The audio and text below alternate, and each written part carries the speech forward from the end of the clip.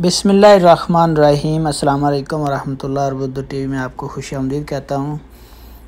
आज 1 जुलाई बरोज़ जुमेरात 2021 है। मैं आपके साथ पिछले 24 घंटों की डेली रिपोर्ट शेयर करूँगा कि पिछले 24 घंटों में सऊदी अरेबिया में कोरोना वायरस के कितने केस रजिस्टर हुए हैं।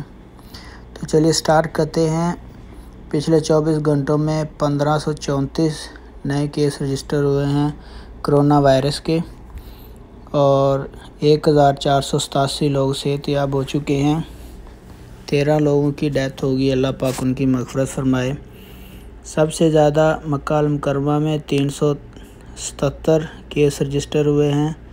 अल शर्किया रीजन में 337, मंतका अल रियाद में 310, असीर में 156, जज़ान में 96, मदीना अल मुनव्वरा में 74, अल गसीम में 62, नजरान में 36, अलबहा में 29, तबूक में 20, हायल में 19, हदूद अल शुमालिया में 11, जोफ में 7 केस रजिस्टर हो चुके हैं।